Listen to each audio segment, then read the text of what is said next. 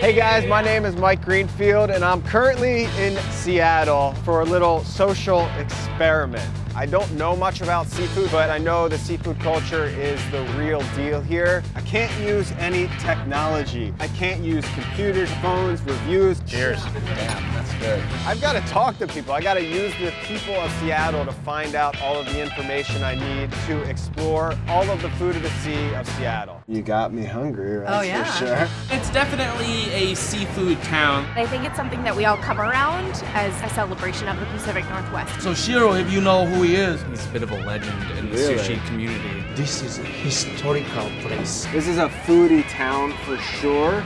There's something special about the seafood in Seattle, and it really feels like the heart of this place. Ah! Yeah! Caught it.